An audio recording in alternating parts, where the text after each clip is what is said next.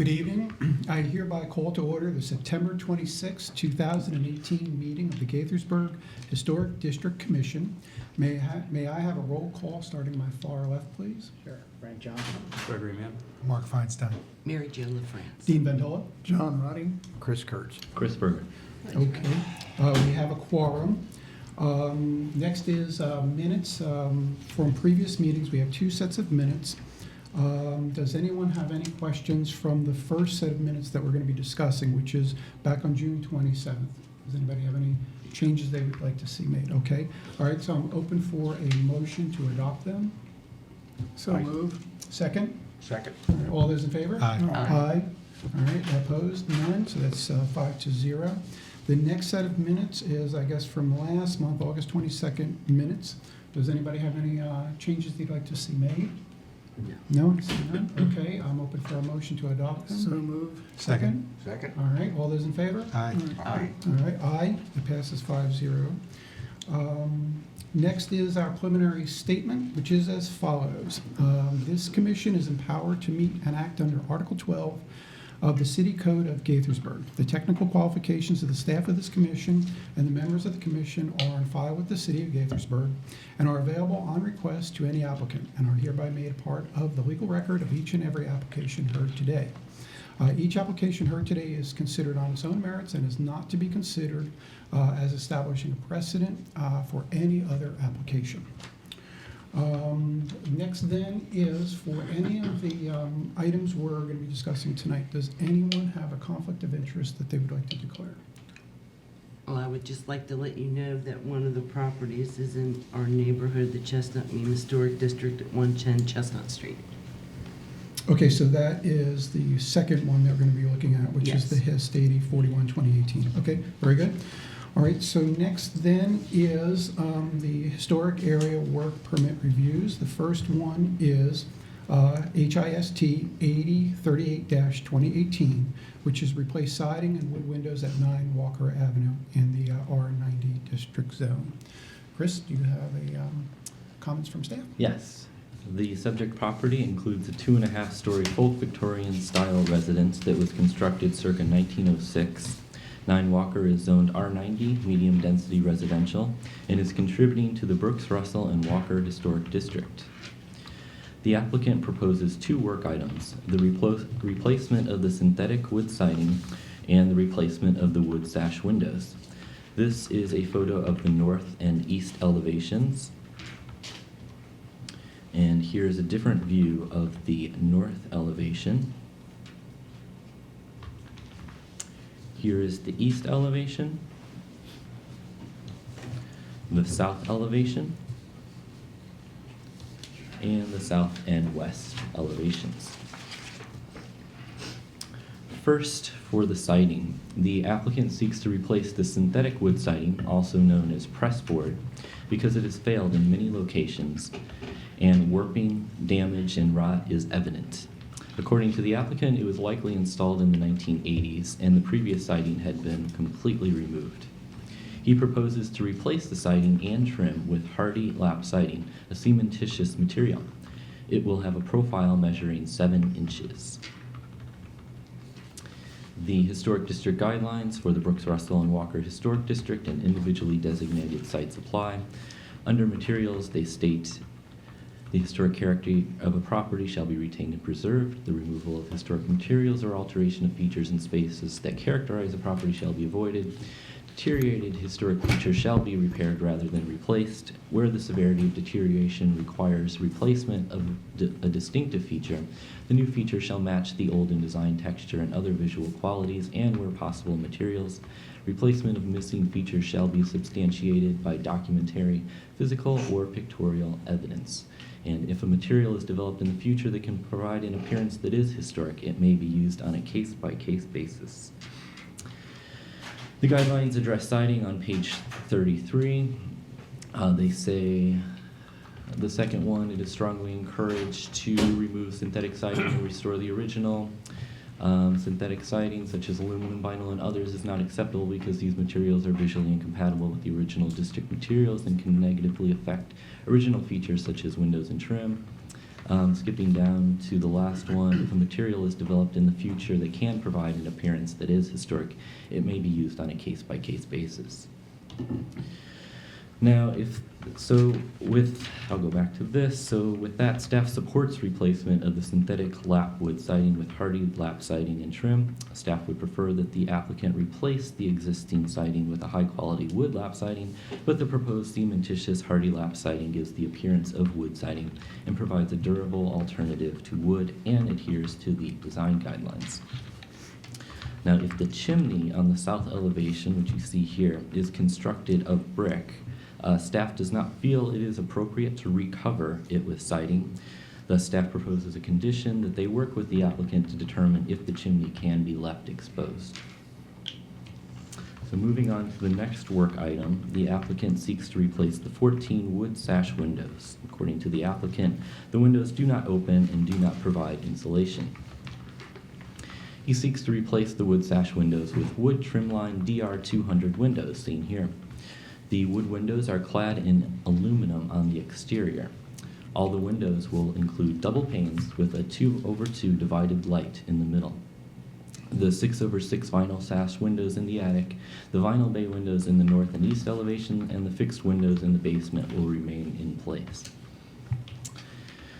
And guidance on windows is provided on page 37. And I'll note this point down here. Original wooden window sashes are worth rehabilitating. Exterior storm windows applied over the original windows improve energy efficiency and protect the historic sash. Staff visually inspected both the interior and exterior of the windows on September 4th. While a number of cracks were evident in the window glass and sash cords were broken, staff did not find the windows damaged beyond repair. Staff informed the applicant of its opinion and that the windows could be returned to operating order and provided the applicant with lists of contractors who could specialize in wood window repair. Staff also noted the benefits of repairing the original windows. They would maintain the aesthetics of the neighborhood. They could be repaired indefinitely because they are built of high-quality materials. They provide practically the same insulation value as a new window, and repair work would be eligible for the 25% Montgomery County Historic Tax Credit, whereas replacing the windows would not be eligible for that tax credit. The applicant still wished to pursue this work item.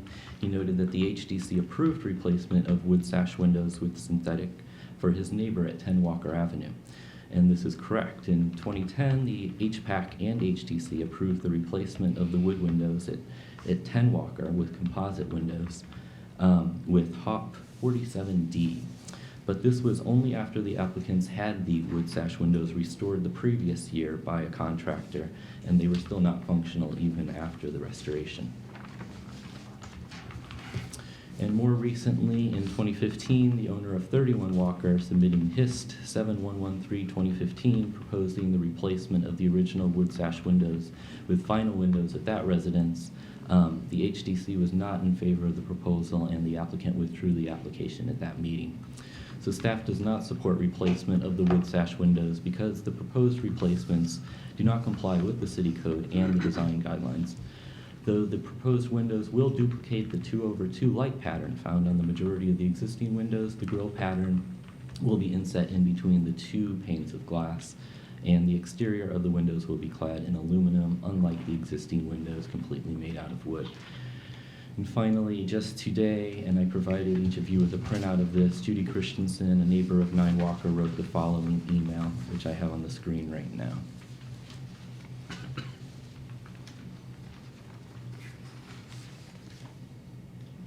We can't read it out here. Here, let me pass my copy. Yeah. Well, we could Read it aloud. orally state it as well. Yeah, I'll If read it. anybody Yes. wishes to do that. To the It's not that long. Gaithersburg HDC in regard to 9 Walker, it is commendable to see an owner wanting to improve his property. The present siding was added, to my knowledge, before the historic district was created and is eligible for repair or replacement with the same or similar material. I understand that cementitious siding such as hardy board is now approvable for pre-existing siding replacement, and it has a number of design options. It would be good to know the original material to get the scale and exposure of the original cladding. Generally, when a non-original material is replaced, it is better to select a design closer to the original and in keeping with the streetscape age. On windows, our 111-year-old windows are generally sound, but at some point the wood shutters were removed and storm windows went on. This combination of old windows and appropriate storm windows works as well as most new double-glazed windows and is eligible for tax credits, along with old window repair and new sash weight cords or sliders and insulation installed in the weight cavity. Plus, you can keep your wavy glass, which was selling at $16 a square foot as restoration material last I looked. It may be worth reminding those not in a historic district that this is not a row of historic sites, but a historic district, a period neighborhood that has kept the look and feel of a time past. Every building and yard is part of that effort and has been worthwhile. Older residents recall a period when these older houses were turned into rooming houses or rentals or left to deteriorate and be demolished. One persistent would-be purchaser looked in our rear yard and predicted that this area would someday be all townhouses and apartments. It's been a stable and contributing residential neighborhood since designation. Thank you for allowing the public to comment, Judy Christensen. And I'll introduce the applicant, Mr. Clyde Fisk. Is here if you have any questions. If you can please either come to the podium or take a seat at the desk. Chris, real quickly, is Judy Christensen a neighbor? Yes, I don't know if she's a next door neighbor, but I know she received a postcard because she was within 200 feet. Thank you very much. Well, welcome. How are you? Been better, but that's another story. Okay. Please tell us any additional facts you'd like to relate to us. Chris Berg did suggest I fix all the windows, have them repaired, and have custom-made storm windows installed. I take it that since you're on the historic district, many of you have experience with wood windows, and you may know that depending upon the weather, they may choose to open or not open. We have 100 and some odd year wood frame house. Fire is always a possibility. I recently had my spines used, and shall we say the results were mixed at best. In addition to not wanting to see my curtains move every single time that the wind blows, and that's even on the, I do have two windows that have storm windows on them, and the curtains still move when the wind blows on those two. It would be nice to know if I was forced to get out of the house, I didn't have to, A, first try to get the wood windows to open, but then fight my way through a storm window on top of that. As you age, you become more and more afraid of things you were once never afraid of before. And in the last year or so, I find myself in that camp. What I cannot afford is to do all that work, only to find out a year or two later, as my neighbors, the Searles, did, that, hey, these still aren't working. I cannot spend that money and then turn around a year or two later and say, please now may I have permission to do what I'd like to do that I know would solve the problem. I will be tapped out. Not that it's really germane. My pre-tax income last year was a little over $54,000. With the work that does not have to be approved for the porch, and the painting that doesn't have to be approved, and the siding and the windows I'm proposing, I'm looking at spending $73,000 to $74,000 without surprises, which, as anyone that has worked on any of these houses know, surprises are inevitable. Being realistic, if it's only 10%, I'll be thrilled if it only gets to $80,000, which, as we all know, taxes, that is probably in excess of 2 years of my take-home pay at the rate it's going. I'm willing to do this to save the house, but I gotta have your help here. I can't do this twice. I can't do it in a year. I can't do it in 2 years. I'm getting near retirement. I can't afford to do anything like this again. I'm trying to make the house as maintenance-free as possible for my declining years. So, yeah, if you have any other questions for me, by all means ask, but I am unfortunately not a never-ending source of money. I have to really just do this. I don't like it.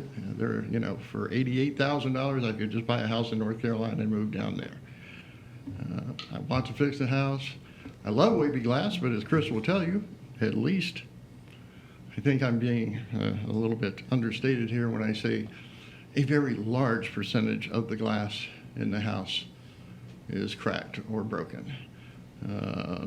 You know, will you end up with plate glass? Yeah, you'll probably end up with plate glass.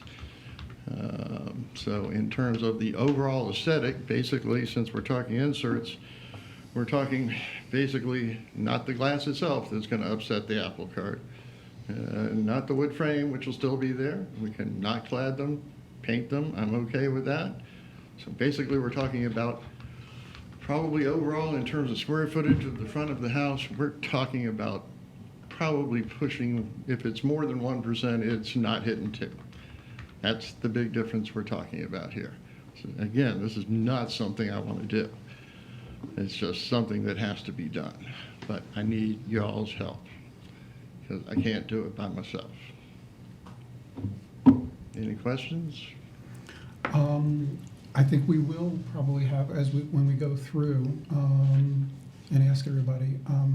Right now, I guess, let's see if there's anybody in the audience first, and then what we could do is call you back. Sure. Thank you. All right, is there anyone in the audience that would like to speak on behalf or against this application?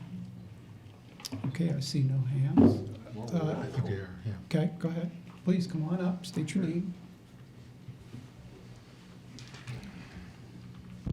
Good evening. I'm Susan Searles. I'm from 10 Walker Avenue, right across the street from Mr. Kavanaugh. Welcome. Thank you. I'm a longtime resident of Walker Avenue. I think we moved there in 2001, 2002. And my daughter is getting ready to purchase a house on Highland around the corner from us. So I have a genuine and deep interest in the neighborhood and in the aesthetics and in the health and well-being of the neighborhood. I'm here tonight to lend my full support to Clyde Kavanaugh and the updates and maintenance he wishes to make on his property at 9 Walker. Mr. Kavanaugh has sought our input on this project. He sought, our experience with the windows, and I'm telling you, we had our windows redone. We paid a licensed contractor that had done another house in the neighborhood, and we paid the money and had it done, and a year or so later, they just were tight again, and I had my 3 young kids at the time, and I just didn't want to run the risk of not being able to get the windows open if I had to get them open and get 3 kids out. So I would like to save Mr. Kavanaugh the expense and the hassle of going through getting his windows all redone when he has another option that will make his retirement easier and will be economically much more feasible for him. I believe that his proposed updates make perfect sense environmentally. I believe that they make perfect sense economically and historically as well. So I live across the street from him. I look at his house every day when I get up in the morning and leave my house, and every day when I come home. And I think that he wants to do the right thing for the neighborhood. So I would like to lend my full support to his projects. Thank you. I'm Prentice Searles, also live at 10 Walker Avenue, and I'll just build on what my wife Susie said. I think Clyde is trying to do the right thing for the neighborhood. He's trying to do the right thing for his house. He's trying to retain the aesthetics of a house that has been there for a good long time. But as you've heard several times, and I know that Chris and Mary Jo have houses that are the same age, when you get into the windows, they weren't designed all the best in the world. Where there is opportunity to improve that while retaining the wood that's on the outside, where you have an insert and now you have a functioning window that actually opens and closes and lets in the breezes and all of this stuff, it's actually a great thing. So I really believe that that's a great solution. It's been done in other historic neighborhoods.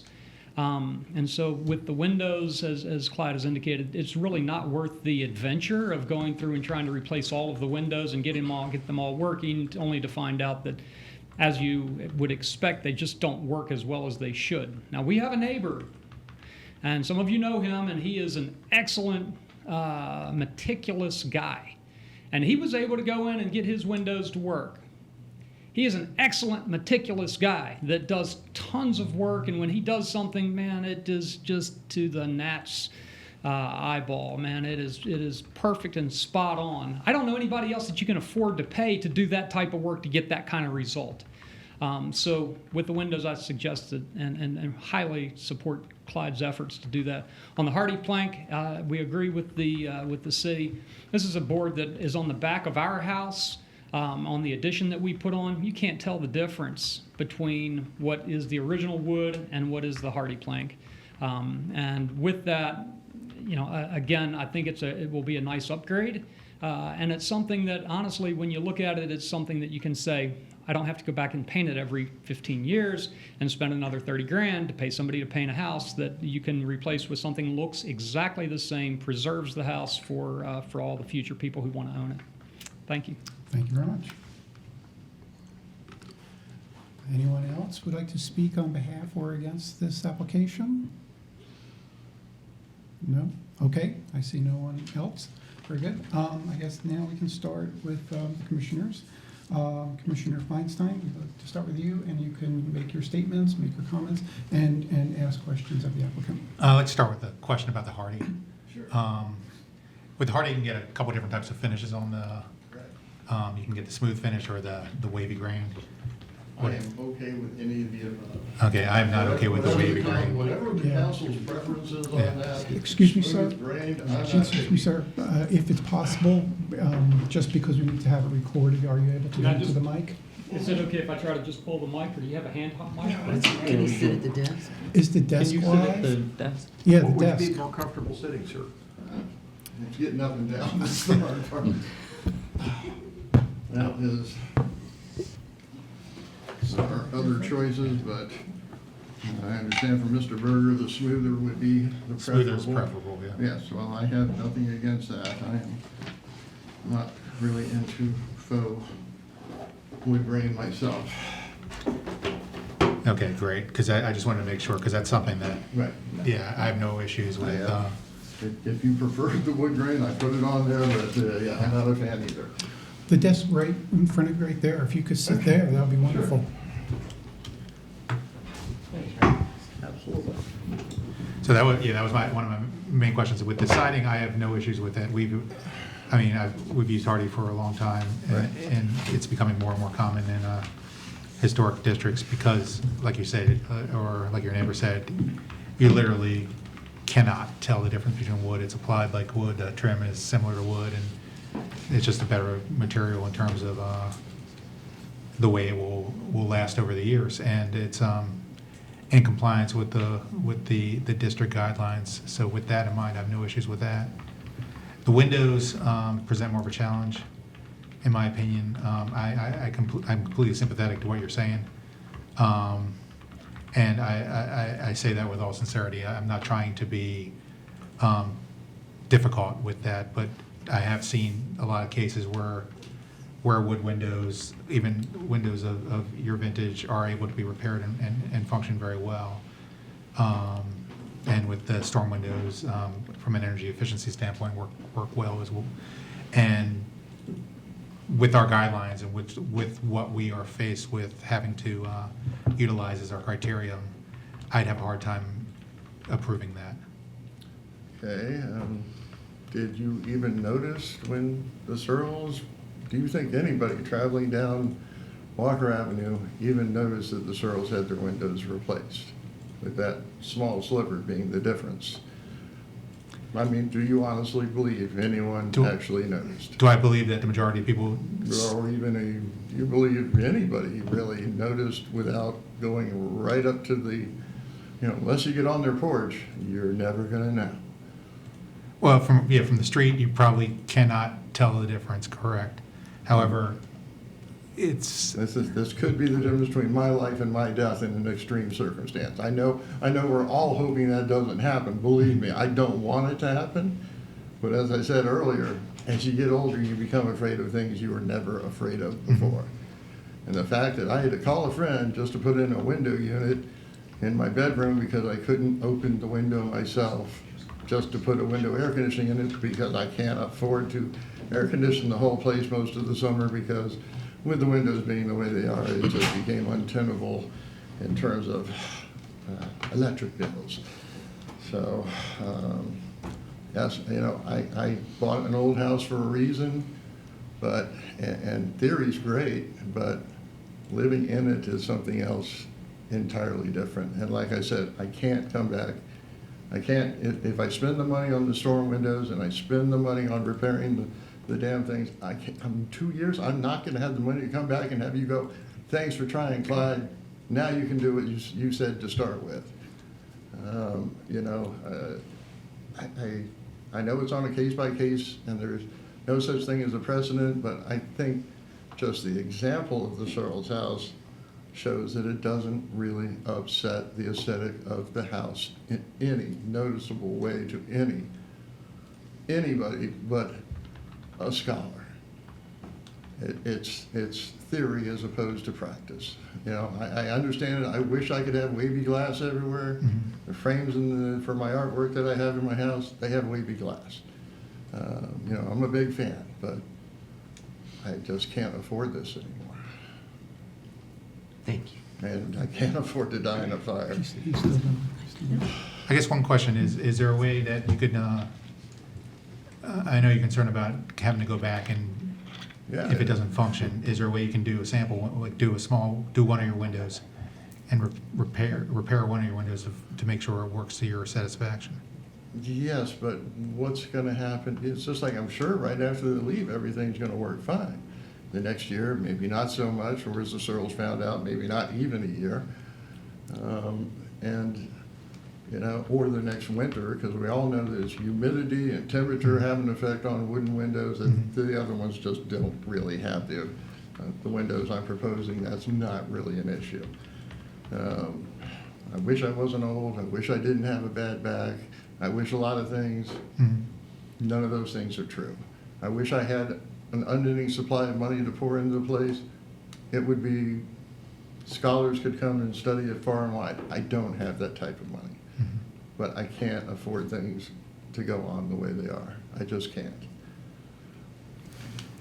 Okay. Okay, All so, right, Mary Jo, Commissioner LaFrance, you're next. yeah.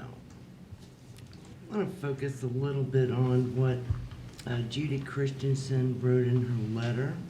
It would be good to know the original material. Now, I didn't see in the record if there were any historic photos of the property that were pre this sighting. Chris, do we have any? Not to my knowledge, no. Okay. And because the siding that he's choosing to put on, it would be nice to know so that we'd know that it was proper in the way of scale to what was original. To the best of my knowledge, 7-inch lap profile would be historically accurate. Okay, fantastic. And as far as the windows go, sir, unfortunately, I also agree with my co-commissioner here. We have a responsibility to follow the guidelines that we are given, and to remove the original windows of a house would be like literally taking someone's eyes out. You may be correct that a passerby that is not educated wouldn't know the difference.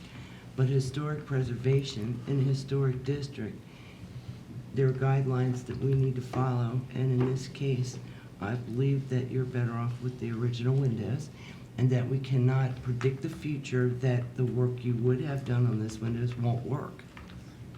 We have an example of that There may be happening. one example of that, but there are plenty of them that were examples where they've worked out just beautifully. So I wish you well, and I hope that your contractor does right by you and that your windows work. Well, I hope it never comes to pass that I do end up in a fire and I end up passing away because I couldn't get out. That'll be a lawsuit that the city of Gaithersburg would really regret. Right. God knows we don't To- want that to happen to you. I'm not saying you do. I'm just Right. saying that we have to I know. put people before things. I understand that. Right. You know, like I said, theory's nice, but when you're living with it, and I won't be able to come back and redo this, I just don't have the I money. understand. Hopefully, this won't be an issue and you will be satisfied with the work. Okay, is that, are you complete? Yeah, I Okay. believe I am. Okay, I don't want to. Oh, I'm sorry, there Please is go one ahead. more thing. There was some testimony earlier about the life of the new windows. And perfectly honest, the statistics show that new windows last around 20 years. So the truth is they won't last the lifetime of that home. And we're hoping that this and other properties like it will be here for generations and generations to enjoy. Okay, Commissioner Roddy? I also agree with my two preceding colleagues as far as the windows are concerned, and the guidelines that we're following. I certainly have no problem with the hardy plank suggestion. With regard to the windows, not to put too fine a point on it, I live in a house that has the original windows. They're 138 years old. When I moved in years ago, undertook to repair those windows and make them operable. They are operable. Between the insulation and the caulking I've used, they are fairly windproof, and I keep them maintained with either paraffin or PAM, the spray, to keep them moving. It can be done. It is tedious, I don't kid you about that, but it can be done. And in my case, they do work. And as I say, they are 138 years old. So that's what I have to say. Okay, Commissioner Kurtz? A question for the Searles before we begin. My recollection of your windows were that the mullions were on the exterior. Is that correct, or are they sandwiched? If you do answer, if you could answer, could you kindly step up to the podium? Because I think you went with Anderson's, if I recall.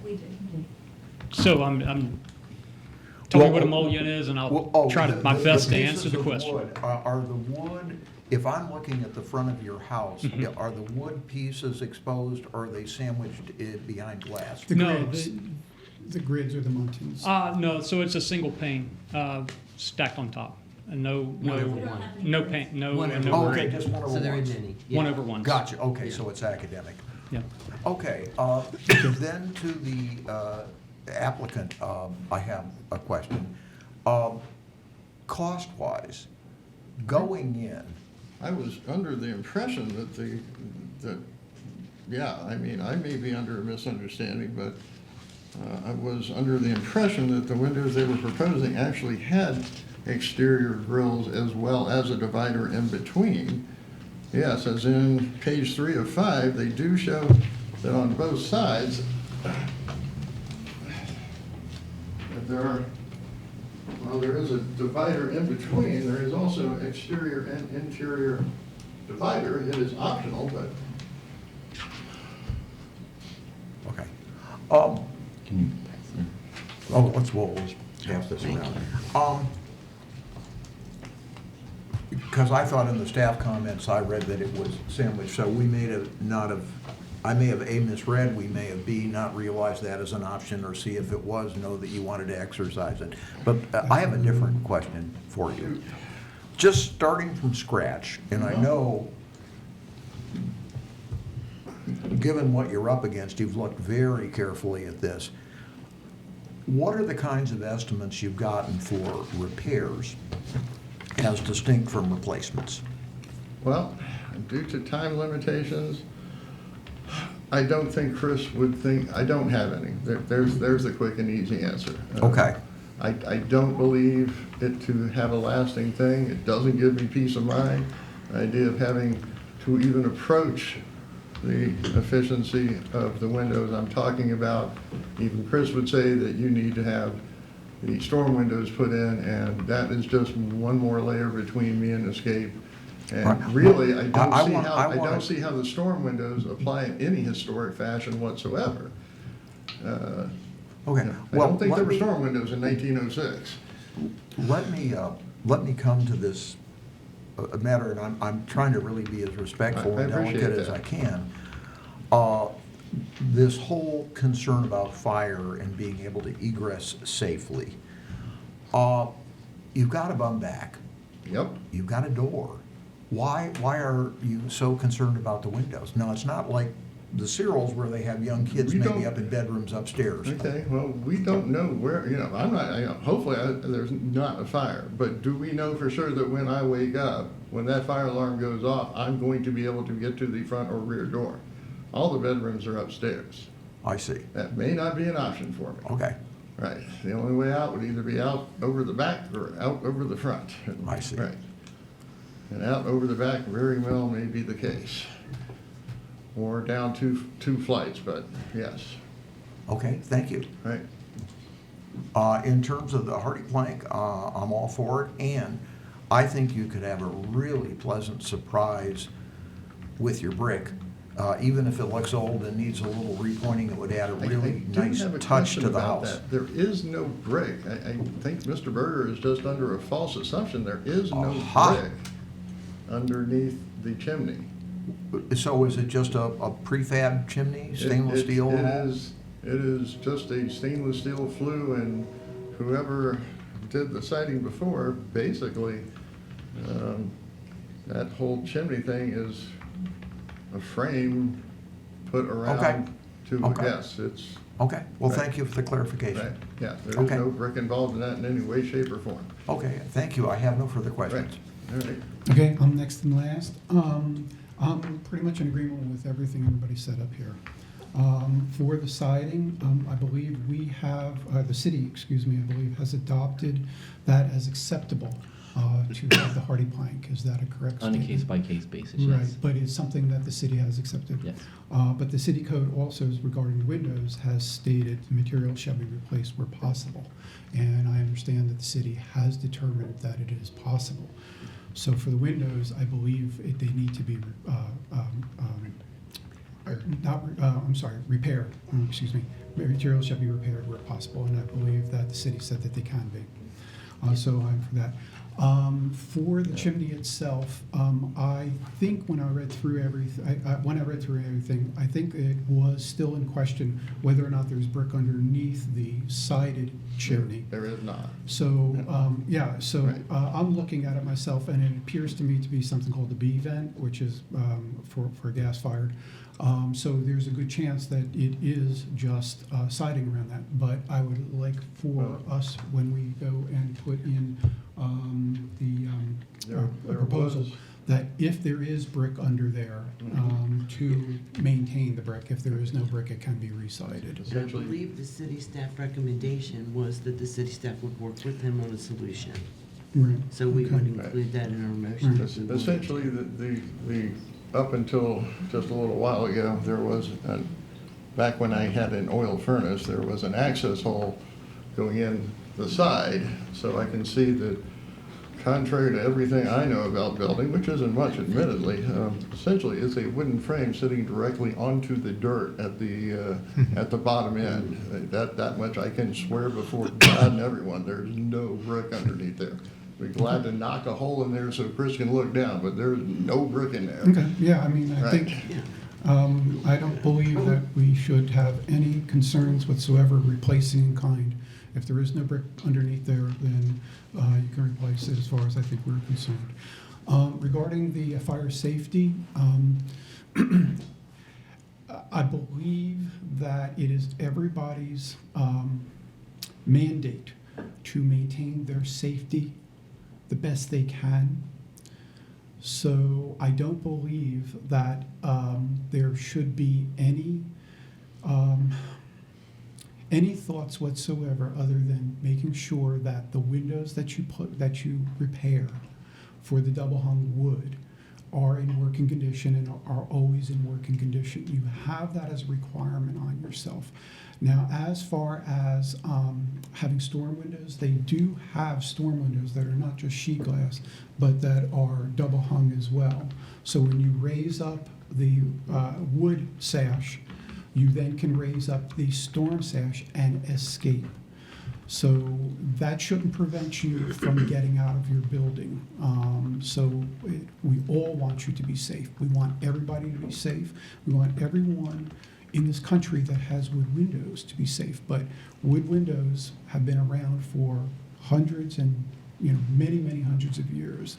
And we've understood that they can be repaired to be in working condition. They do need maintenance.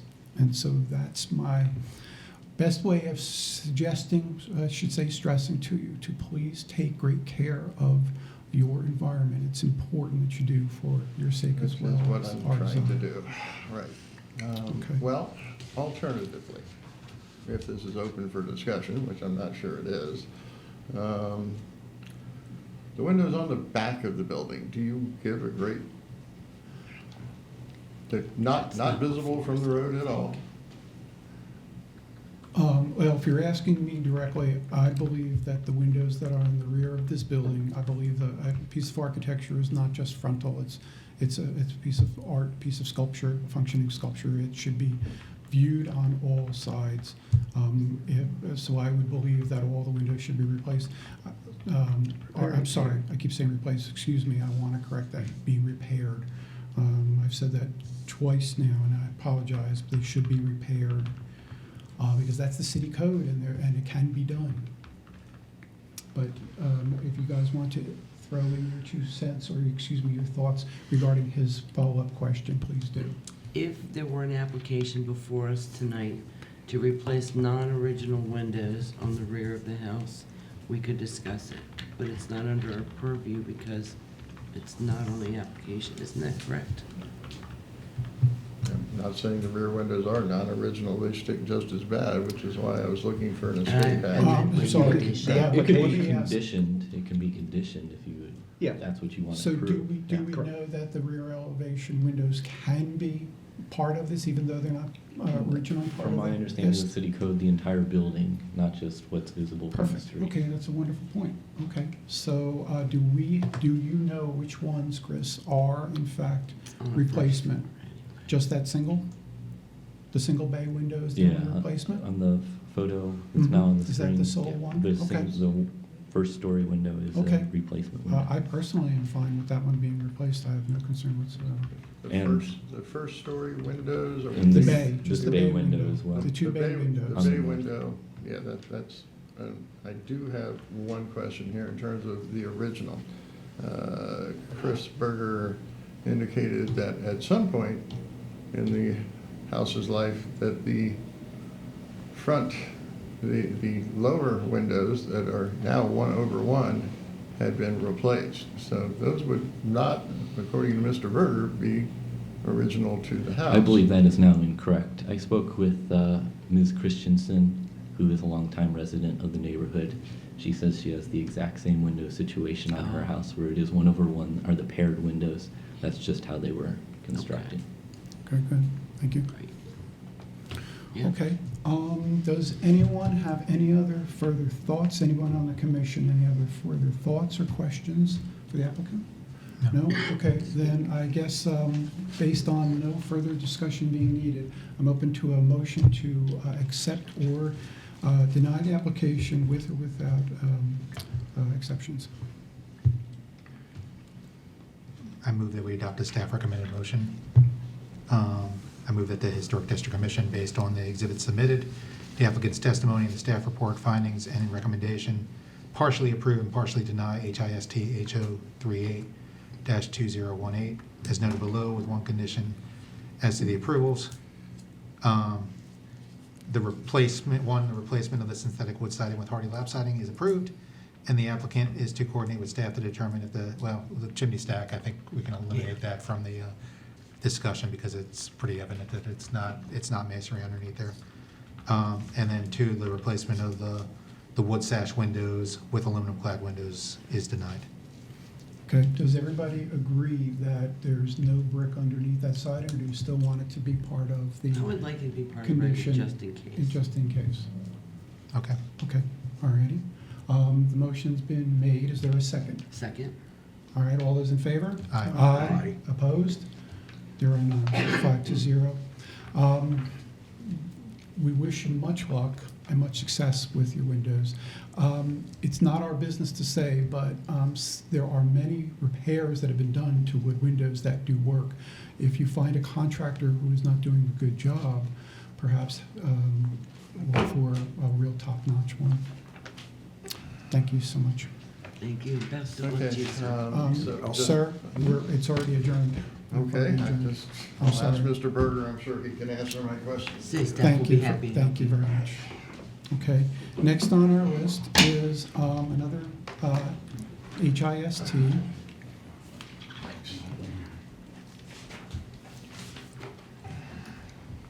Okay, we have HIST 8041-2018, which is to replace sash windows and front door at 110 Chestnut Street in the R90 zone.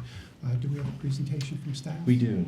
The subject property includes a one-story ranch-style residence constructed circa 1951. 110 Chestnut is zoned R90, medium-density residential, and is non-contributing to the Chestnut Mean Historic District. The applicant proposes 2 work items, the replacement of the sash windows and replacement of the front door. First, for the windows, in total, 11 windows will be replaced. Here are 4 on the east elevation, 1 here and 3 over here. And there are 2 on the north elevation, here and here. There's 3 on the west elevation. This window in the middle here is a 1/1 vinyl window. And there are 2 on the south elevation. The windows will be replaced with Anderson 400 series double pane wood sash windows. The Chestnut Mean Historic District guidelines apply. Note the following under the materials section. The historic character of a property shall be retained and preserved. The removal of historic materials or alteration of features and spaces that characterize a property shall be avoided. Deteriorated historic features shall be repaired rather than replaced. Where the severity of deterioration requires replacement of a distinctive feature, the new feature shall match the old in design, texture, and other visual qualities, and where possible, materials. Replacement of missing features shall be substantiated by documentary, physical, or pictorial evidence. And the guidelines state the following in regard to windows, which I will just leave on the screen.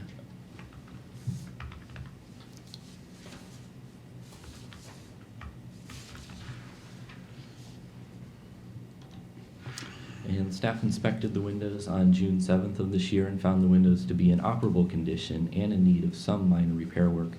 Staff urged the applicant to repair the windows rather than replace. The applicant was informed of staff's opinion that replacement wood windows would unlikely possess the quality and durability of the existing windows.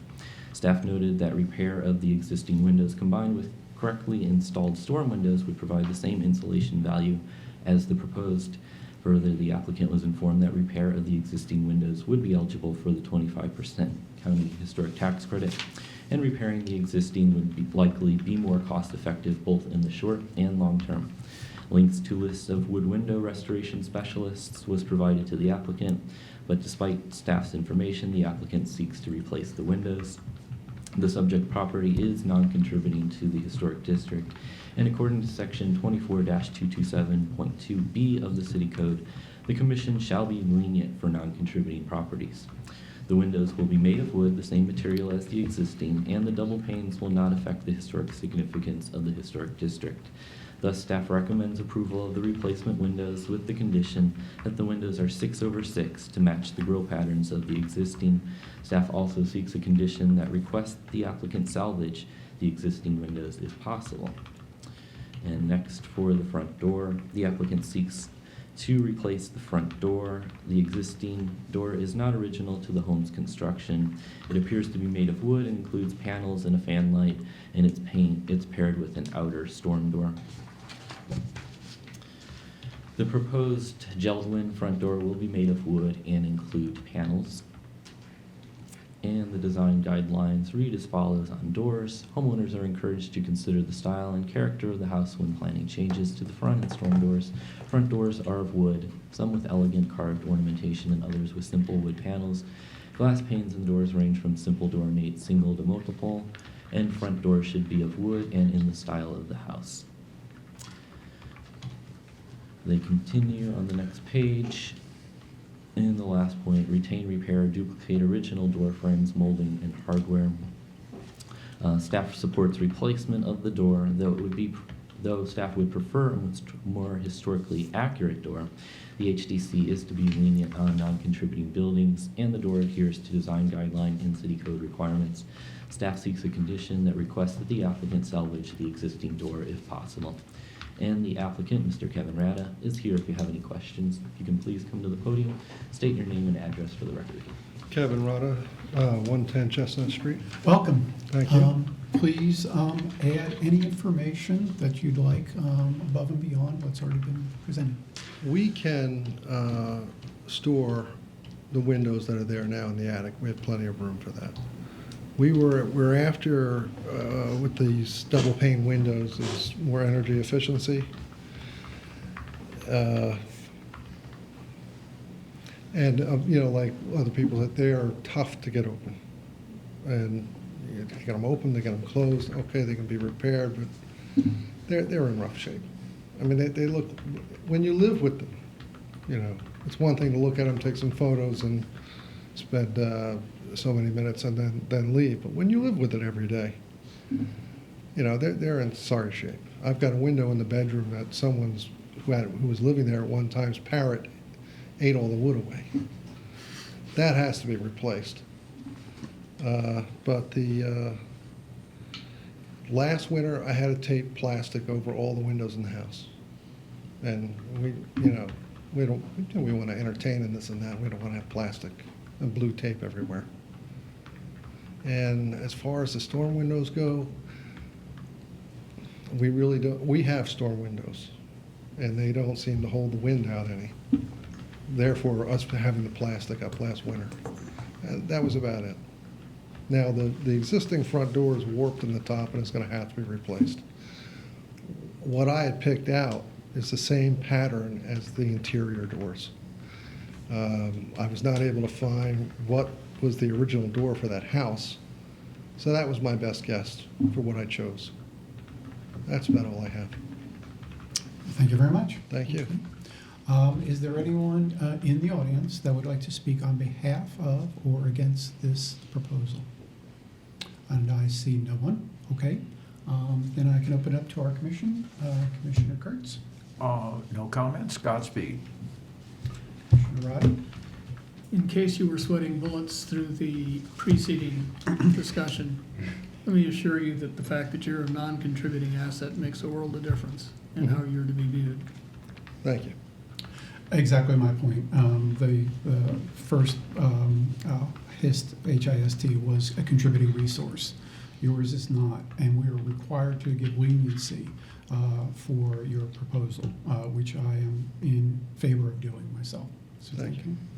Although you're not contributing, your house is more than 50 years old, and based on the city's report, the windows are still in working order. This is a different situation. There's no ropes, there's no weights.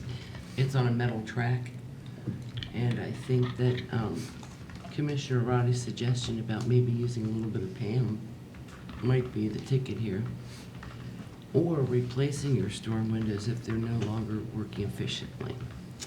I wanted to ask you directly, though, is there anything wrong with the front door, and why have you decided to replace it? It's warped. I tried to, repair that with weather seal, but it's warped and it just won't. There's just no way to shut it and lock it without your full body weight up against the back of the door. It gets worse with time. Yeah. Now, Chris Berger, may I ask you, has the city staff looked at choices for doors that are more historically appropriate that you could? I searched. There are a number of similar houses in the neighborhood, and I did find a few examples that appear to have the original doors, and they have 3 lights at the top, and they're in a step pattern. Yeah. And I looked online pretty intensely to see if they still make doors like that, and you just can't find them. So Okay. unfortunately, you can't match what was likely the original door pattern on that house. And did you want to have something with glass? Because that is going to make your house a little bit darker not to have that extra light. We opt for not having windows on the door. Okay, thank you. Okay. Okay, Mark. I have one question for staff. With regards to the building age, and obviously At this point, it's over 50 years old, but by the time, at the time of the neighborhood was designated, it was not.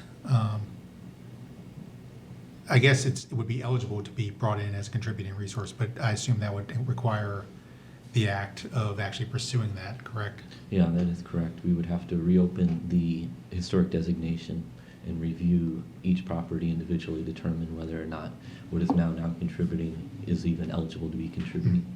I'm not saying this should be, I'm just trying to understand the process.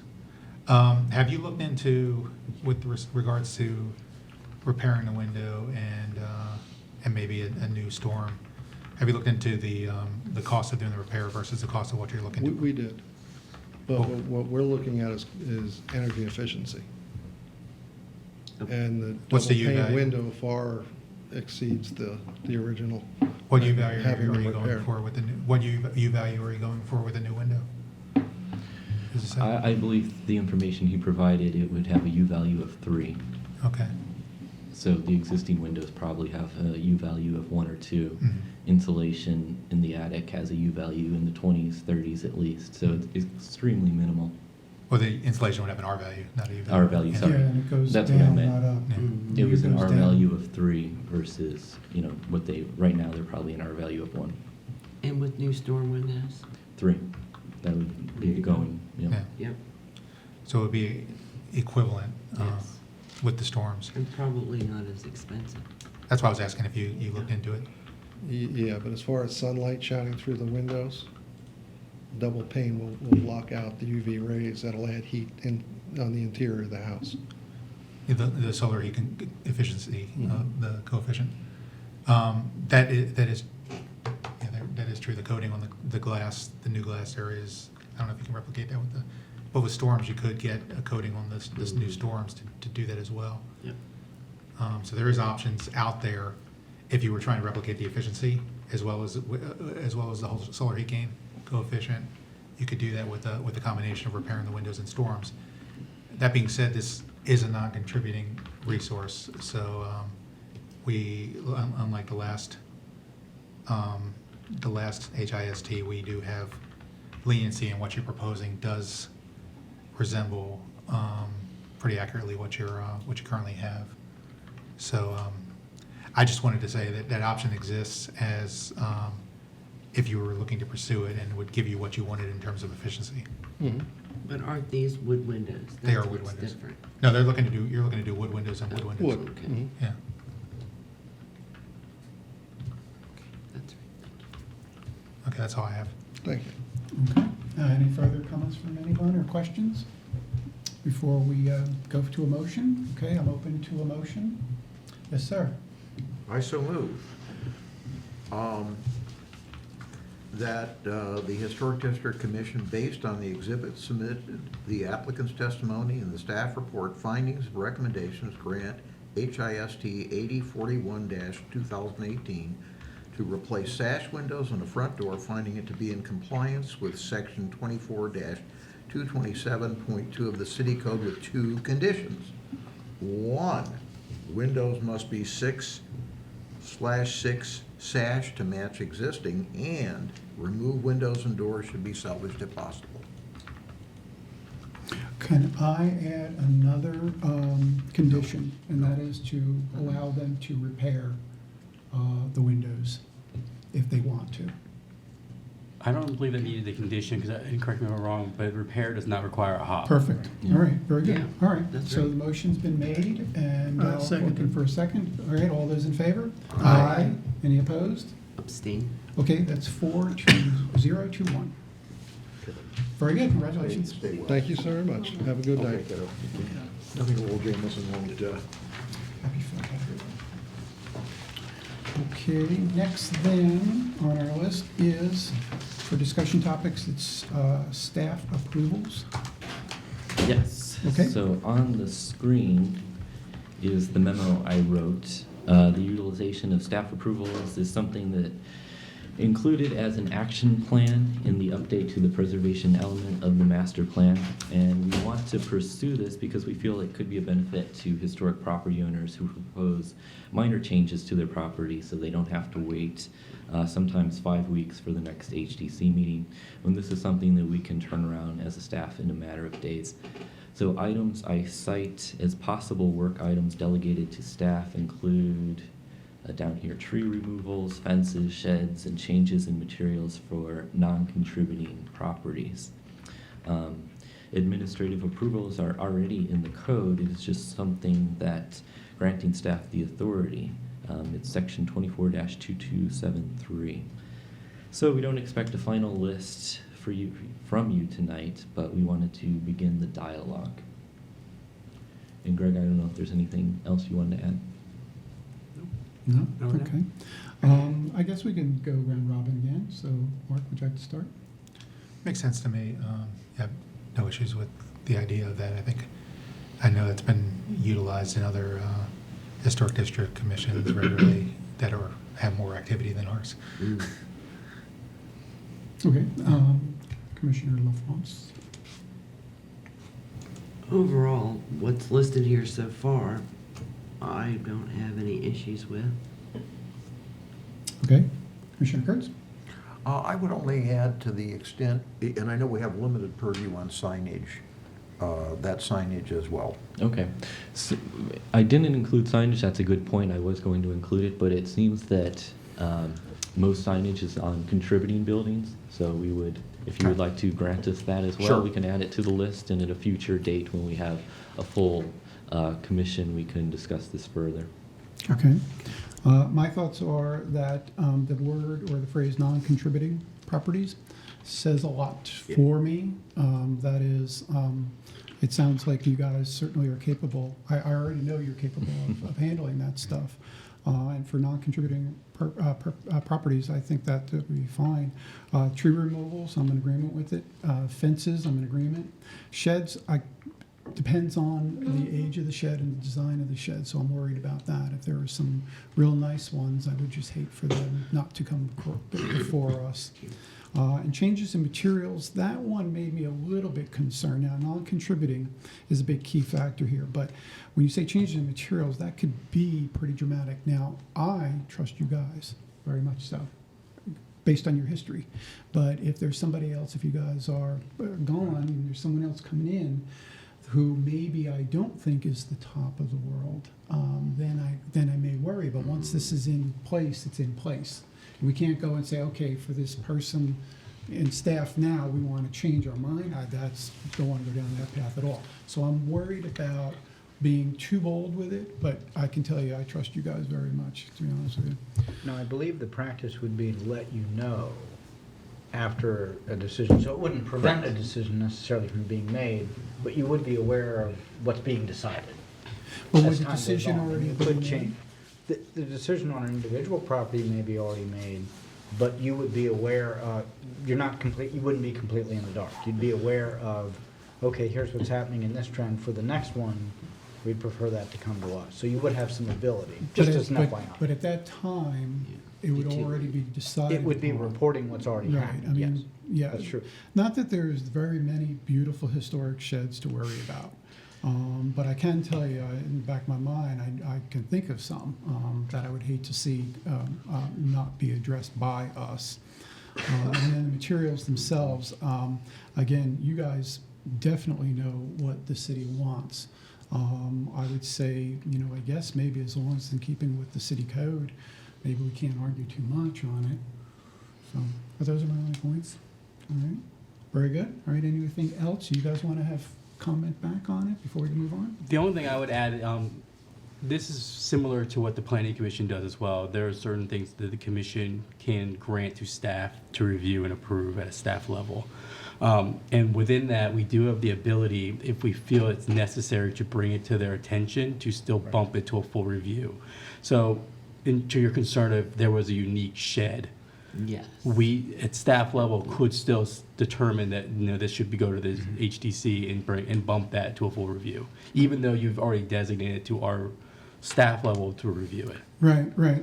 But I can just say, I always like to say, well, what is an extreme would be? And if you guys were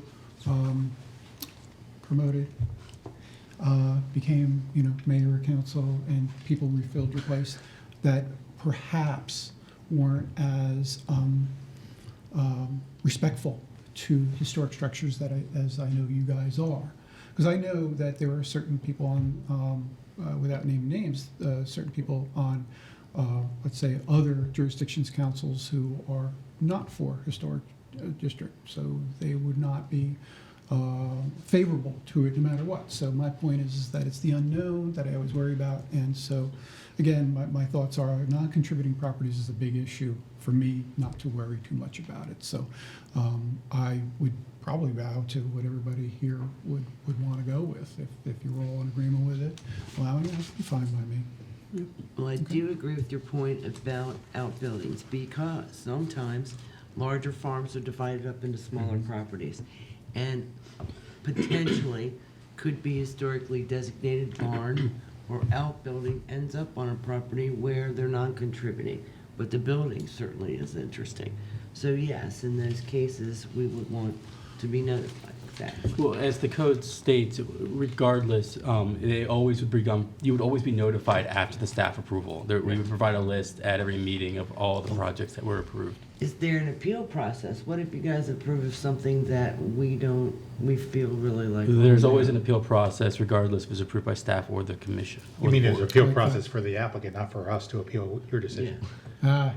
Good That's one. what I'm asking. Very good. That's what got I'm to be asking. true, because the city's Well, decision, an you're appeal- making a decision on behalf of the city, and I would believe that would be a final. Well, an appeal could potentially be, it's not necessarily designated as only one side or another. You are a commission, so there would be that potential if you chose to do that. Okay, but legally, let's just, because you're the guy. It's gonna be complicated, How but can I'm just the telling you city- it's theoretically possible. How could the city approve raising something and then also deny raising it? I mean, that's what we would be faced Well, the with. city wouldn't be approving or denying Yes. anything. Done before. Oh, Yeah, I love exactly. that. Thank you. Thank you, Okay, Trudy. thank you so much. It does, There you go. because you're the Historic District Commission, you can have a different point of view than city staff. So Okay. it's certainly possible. That doesn't mean it wouldn't be complicated. I could see the city attorney's office regretting the work. That having been said, though, yeah, she's right, it does. Okay. That can happen, so. Okay, good. Thank you, Trudy. And that can be the legal importance of your being notified, this is what's happened. Because if there's an issue, there would be the potential to address it. All right, Commissioner Kurtz? All right. Well, I think you're right. Anything that's written and becomes a protocol is subject to the personnel. So members of this or any commission would change, just as staff would change. But I would think that any people sitting up here working with staff would have a sense, and if they had concerns about the staff, could very diplomatically make some suggestions, like designate a commissioner, for example. So if there is something regarding sheds where staff is considering, would you just give that designated commissioner a heads up that there's something in the works that the staff is looking at staff level? So, but I think that's going to be across the board, that commissions are going to just be professional enough and prudent enough to handle.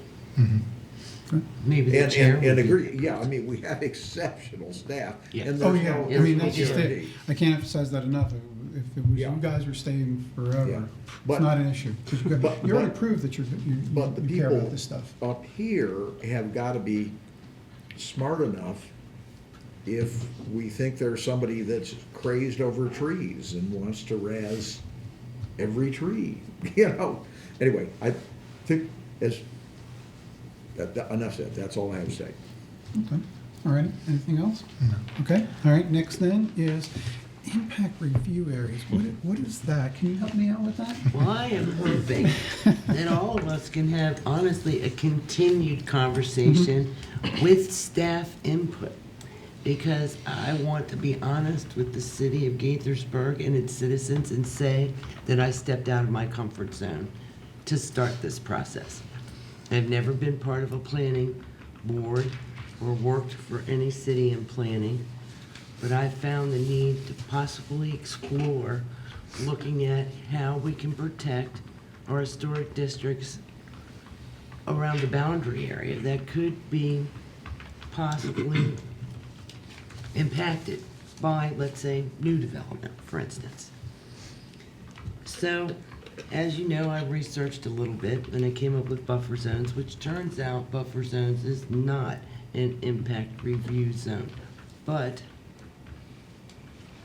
the impact review areas don't really have, I don't know where the city staff came up with this term, but there isn't a way to just look it up on Google. So I asked Chris Berger to please assist me with some guidance. And he suggested that I look at overlay zones. So I Googled that, and then I asked my fellow commissioners to look at what they could find for overlay zones, so we understand where we're really going here. And we've discussed courtesy review areas. So, last time we talked about this, I brought some notes so I wouldn't forget anything. I heard you, and I feel at this time just really didn't feel much support for a new zone that may impact applicants. That was the response that I got. And citizens who don't live in the historic district. So I'm proposing we consider possibly looking at different ways we could discuss a protection zone, such as, in what circumstance would we like to be notified of new development by city staff? New development in these borders that Chris has put together a map for us. Help me out with that. I'm a little confused as to your end goal. Are you saying that you're thinking of not going full bore on the impact review areas and are just thinking that it would just be a communication notification issue? Trying to look at it a different way. Instead of imposing restrictions on these applicants, that the HDC be notified of such projects, and we can consider the information and what the impact might be. And thanks to Greg Mann and the other staff that's already going to be looking at the buffer zone information, they can share that with us on what will the traffic impacts be. How close is it really to the historic district? Is it going to change the quality of life for the people that live there? All of that. But that's for new development. New development is a suggestion on my part. But I'm As I'm saying saying, that- this is an ongoing conversation, but I'm sorry, what I meant to say, Yeah. I should have posed Yeah. it as a question. Yeah. Is that your biggest concern in this? it's not necessarily my biggest concern, but I think it's the one with the biggest punch. By Okay. saying new development, Right. that's a big Yeah, punch. okay.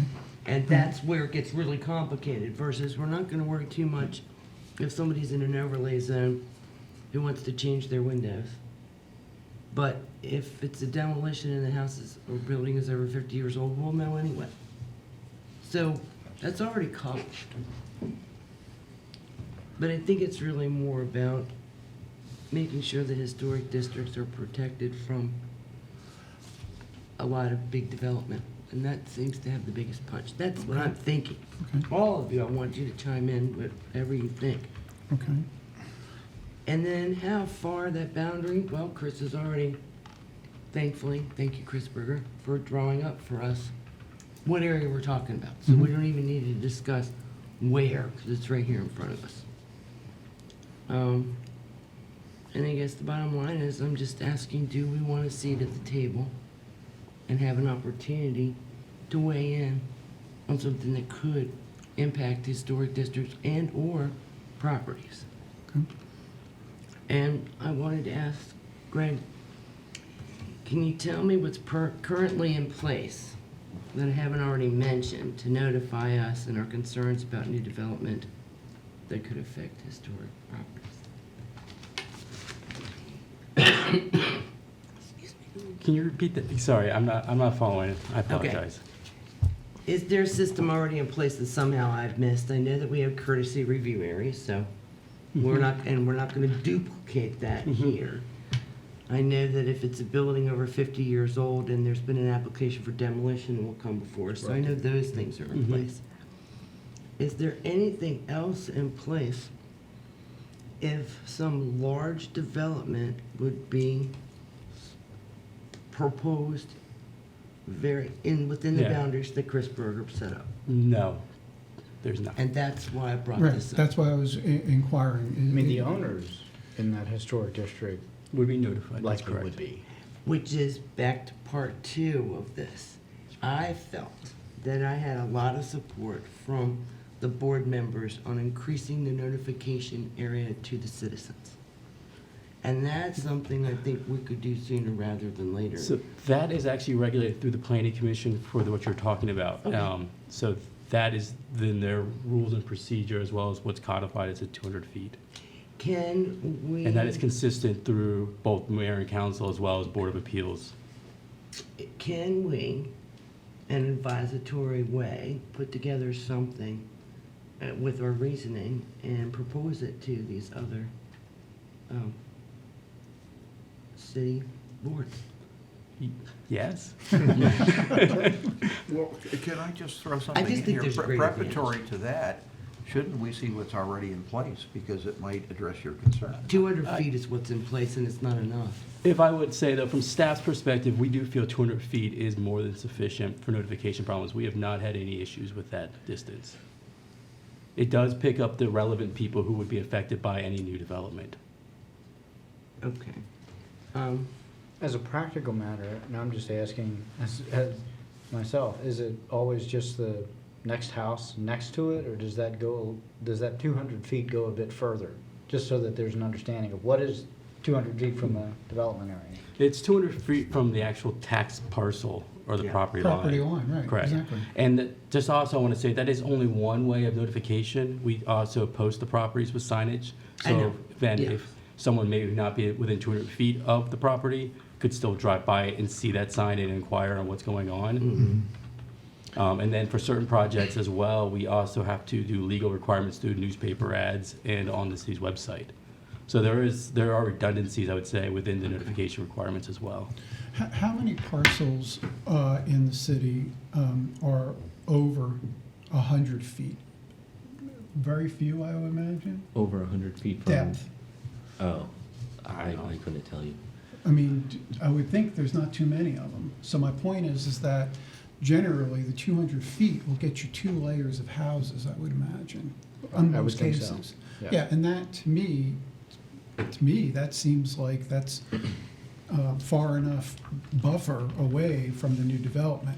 But that doesn't mean that we can't be involved or have a request to be involved with new developments anyway, because I am for that, because we can go to the extreme if they come in and do something that is, let's say, a very, very modern look right across the street from our historic area that Or something very large, like 4 or 5 right, stories. right. That could So be so very there'd certainly pleasing. be wonderful if we could chime in on stuff like that. I agree with you on The only that. concern I would have with that is there's nothing in the code that gives you purview to comment on that application.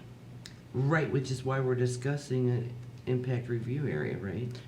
Yes, that's So why we can originally actually we make brought a it. change? Yes, Yeah. is that would give you a purview as a courtesy review essentially if you had Yes. to go to planning commission. Yes, so it wouldn't have any teeth. We really wouldn't be saying you have to do it this way, but we could at least have a seat at the table, like I said. I mean, where I've seen overlay zones effective in DC, a lot of times what is established is incentive in those zones that is either a greater density Yeah, or something to that effect. Or, Just to clarify, this is not, what we're talking about is not an overlay zone. Okay. Overlay zones is essentially additional restrictions on top of the underlying zoning. Yeah. Again, what we're looking at is an impact review area. Essentially, it's a designated area that, as the code says, would be brought back to you guys for a courtesy review if it was going to the Planning Commission. So it doesn't require any code amendments or I text got or anything that's additionally codification, or I don't know if that's actually a word.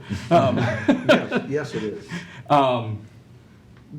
So what we're looking, I think, for is where does the commission feel these impact review areas should be proposed to the council to be approved as part of a resolution? Now, at this time anyway, I feel that what Chris Berger put together for us, obviously not wanting to duplicate it in the courtesy review areas already, so you wouldn't include that.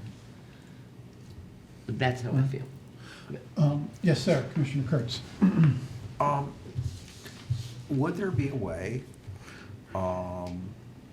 that I would assume that the planning commission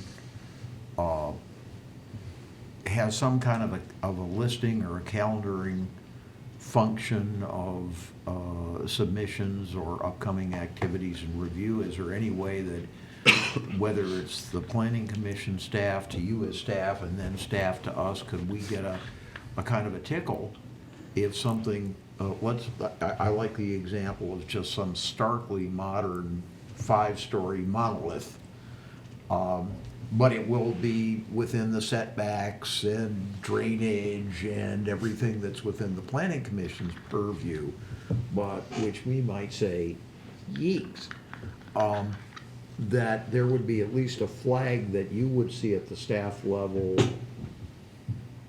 that then you could say, hey, commissioners, the planning commission is going to be considering, ground hasn't been broken on it yet, because the planning commission gets in way at the very beginning. So even if we didn't have official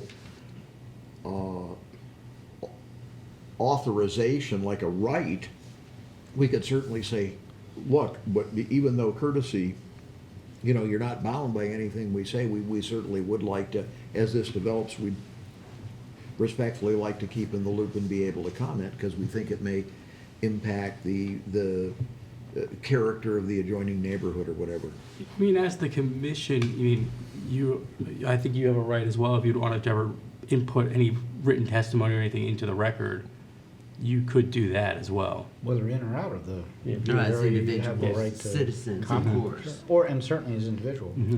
Right, but if it doesn't course. come before us, there's a good chance we wouldn't even know. Yeah.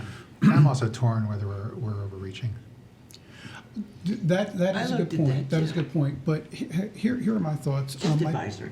No, I understand. By the way, did you want to add anything before I jump in? You can jump in and I'll see. Yeah. As a matter of fact, let's just do open forum right now. My original concern was that if we're going to be adding a whole lot more work to our commission because it's a courtesy review, without really doing much, having much value in the long run, because essentially, or it's just suggestions. But as we were exploring this, there are, so what I was afraid of is we would be currently I believe we have 115 parcels that we oversee. We would be adding net another 45 to that. So that's like another 40% worth of work. Well, that's a lot, But the key here is when we were exploring this in the last few times that we did, not necessarily the last few meetings, there are things that would not come before us, such as tree removal is not part of that. Fences are not part of it. Signage is not part of it. So essentially, the only thing that I am seeing that is a part of it is additions over 50% of the size of the building, and demolition, and new parcels or new developments. Well, those three in itself will take, I believe, a lot of the timeliness or the quantity of time that we would be involved dramatically shrink what we would have to consider. And so I do believe when you first proposed this idea of these review areas, the impact issues, I am in itself always been in agreement that they do have value because a historic district that is, let's say, checkerboarded with things that look so foreign to it, do not give this sense of an historic, Time and place. yeah, so Exactly. I'm all for having that concept, particularly with the new development. So I don't think our workload would be so dramatically altered if we do limit the things under our purview, the additions, the demolitions, and new developments.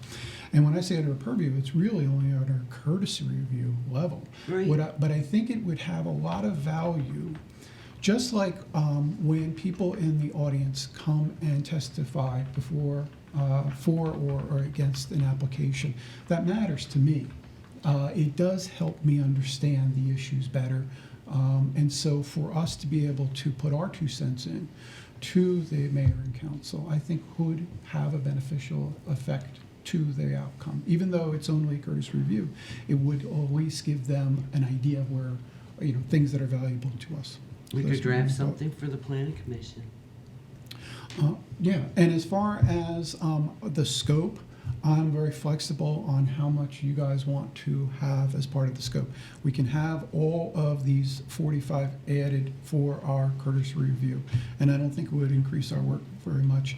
And I tend to think that every one of them is equal. They all have equal weight to each other. I'm not saying either you do one or do them all or not at all, but I don't right now see any that are more important or less important. They just generally are the visual, the vista, the historic wall that you're trying to maintain. So those are my thoughts. Very good.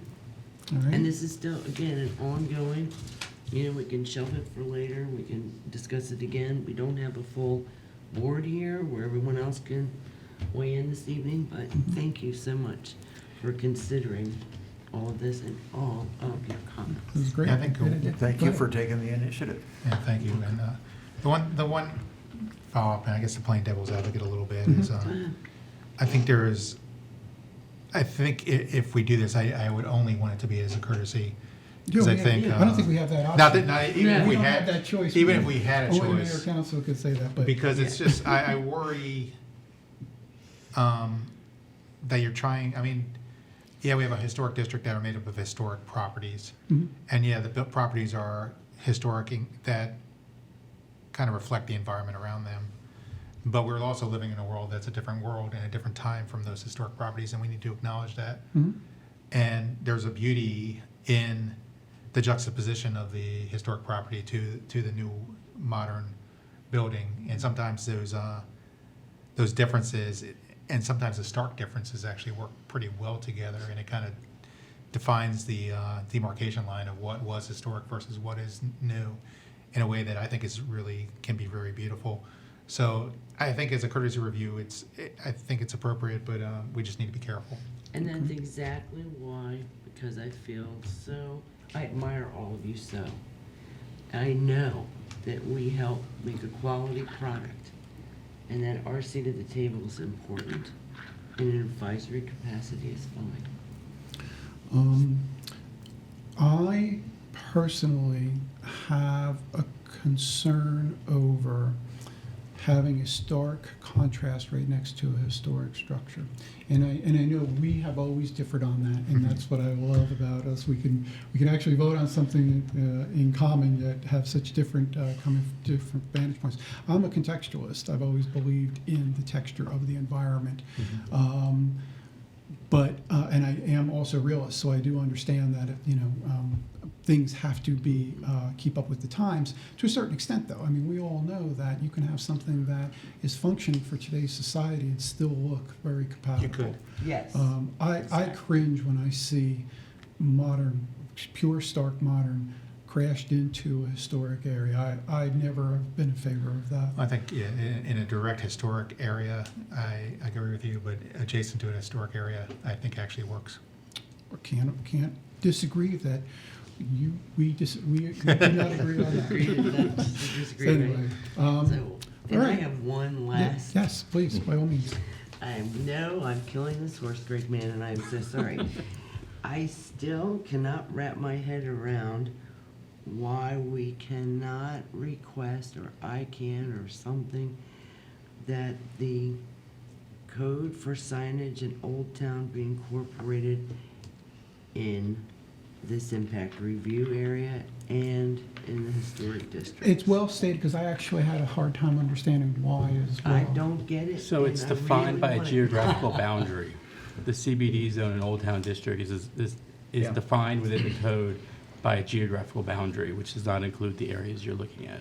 And the problem is you're treating folks with, first of all, the sign rules have to be fairly consistent, and there are First Amendment rules that have gotten tougher over the last couple of years as well.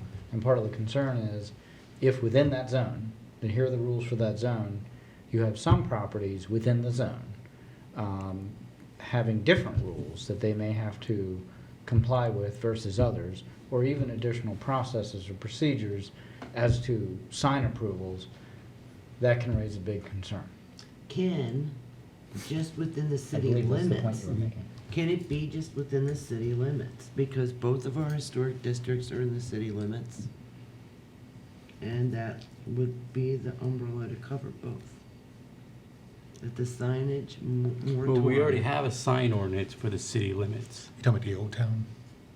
Yes, but I wanted it to be included in, we included it in the city limits, so throughout the whole city limits would be the same signage, then it'd be the same for everybody, that would hopefully positively affect our historic districts. I would say from staff side, I think we'd have some concerns with the Old Town District design guidelines being Okay. used throughout the city. Can you look at it some more? Again, those design guidelines are specific to a certain zone within the city, and they're written to that I don't to that understand why it's in point. stone, that's what I don't get, I thought this was fluid, I thought this was something, these kinds of things, zones and all of these Zoning is policies not and as different fluid as things that are that. fluid. Changing zones is a very complicated process. Okay.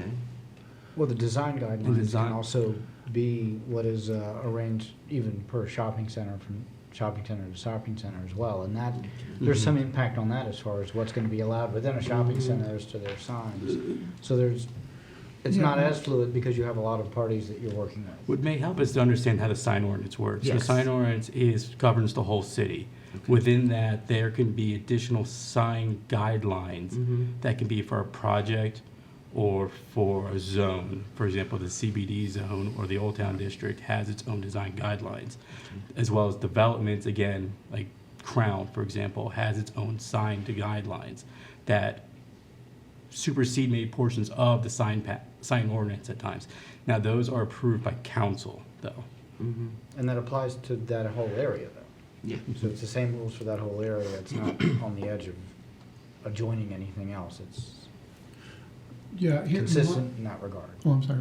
No, it's fine. My inquiry along these lines were only with the impact review areas.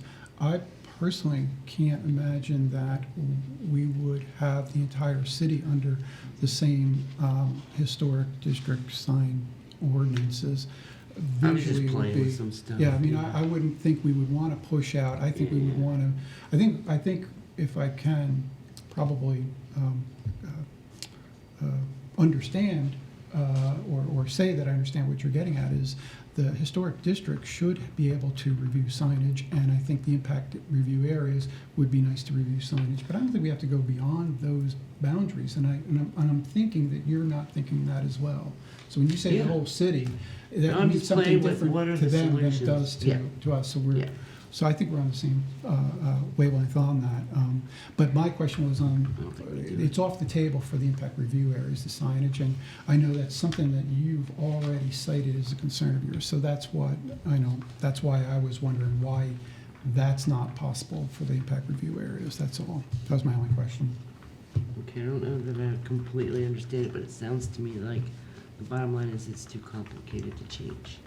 I would, it's, the code doesn't allow it right now. Okay. What you're looking to do, again, is you're looking to put additional design guidelines onto properties that were not originally supposed to have those design guidelines attached to them. Okay. So we would probably, I would think we would need a lease approval or a request from all the property owners to put those additional restrictions on them. Again, something like Crown, which has design guidelines, those were in place by the developer. Which is back to the problem of new development. Historic districts aren't new development.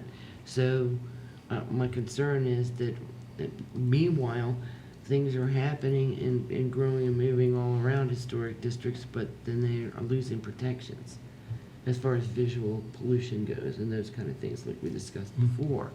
So how do you protect something already established that in no way ever would have had guidelines for signs? I don't So know. my suggestion to you the last time we discussed it was to see if it was possible to implement it and then have it slowly be implemented over a period of years so that as the signs that are currently up deteriorate and they were about to be replaced, then the zone coding would be in place and the sign would have to be replaced to fit what we want to establish. You're talking about the signage inside the historic district and inside And right the... outside the boundaries, because I took in a the impact lot area. of pictures in the and impact review areas. area. Right, yeah. That's That- it. That was my question. That is it. Is that possible for us to have a courtesy review? I mean, we don't have any final requirements for anything on these And- things. And what about temporary signs? Because we have a problem with that too. So And again, I'll add to that though, is even planning commission doesn't necessarily have a review on that. The only time it comes to the commission, again, is if it needs an adjustment typically. Got it, okay. Well, that's a good now statement. temporary signs, are they, you just put them up if you're trying to lease, let's say, something and not have to ask the city, or do they? No, need to they come still to you? require a sign permit to be Yeah. reviewed and submitted and approved by the Okay. city. Yeah. And there's timelines of how long temporary signs can be up and the duration of that. Like if how many, like I think they can only be up twice a year, for example. Okay, I have no other thoughts. Anybody else? Does anybody have any other issues whatsoever before we adjourn? That is it Yeah. for me. I'm sure you're Yes, ready. yes. Yes, For go now. ahead. Hold on a second, hold on a All second. We, Did we miss something? don't we have from staff and from the commission? Oh, okay. And then adjournment? From staff? I thought, okay, from staff? I have nothing. Okay. From commission? Yes, Okay, and you should like this. okay. Chris, I will, the MAHDC, of which I am your rep, is going to be having a house tour and then a reception in Washington Grove on Saturday, October 21st, and there's no charge, everybody's invited. There'll be a lecture on really the history of Washington Grove, which is really quite interesting. It started as a Methodist church community, but and we're entirely Federal Register designated, but more interesting, I think we're either the only or one of two actual townships. We have our own planning, we have our own zoning, we have our own mayor, we have our own town council. And so there'll be a lecture from Claire Kvecki, who is a well-known historian of Montgomery County, and then a walking tour, and it will end up, we'll be the last house, our house, on the tour, and there'll be a nice reception. So Chris, if you could just forward that along to the commissioners. Thank you.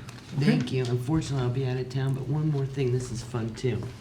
My friend Chris has told me about a historic tour, Halloween themed, for the Kentlands. Wow. And it's supposed to include ghost stories based on true stories. Wow. So we intend to attend that. Is it great. actual Halloween? There were several dates where you can sign up. Is and it get this friend tickets. Chris or another friend Chris? I think those tickets are $12. I can right? send the Yeah. email out on that as well. Yes, People are please, interested. because it sounded really fun. That sounds great. All right. Anybody else great. for anything? I move we Well, adjourn. Sorry. Yes, sir. One quick note, we had mentioned before, I believe, but the Planning Commissioners Association is actually having their meeting this fall, end of October, here in the city. And part of that will be doing an open meetings training, so if anybody either wants a refresher or hadn't gotten the first one, because we did that here in September last year, that should be available, so take a look. And other than that, I would actually like to compliment Chris on, lawyers always worry in terms of records, what's in the record. Because if somebody were to file an appeal, it's all a matter of what's in the record. Yeah. And the specifics on the guidelines, and as they were even brought up on the screen, because in not so much here, but in other historic districts, commissions where you just see different ways that, and information that's brought forward, nailing the specific guidelines, this is what they recommend and this is what it says. And I could see that the commissioners appreciated, okay, this is what we're Absolutely. working with, as opposed to here's the 20 pages of it, here are the sections that apply. And as opposed to just general comments, say on the Department of Interior, general guidelines as well. And that's certainly in the background, but we just say, that was good for me to sit here and say, this is a good, strong record. Thank you. Thank you, And I Chris. also want to say thank you for the city staff recommendations this time. I felt they were spot on. Spot on. Good job, Chris. Very good. Thanks. Thank you. Thanks. All right, we are hereby adjourned.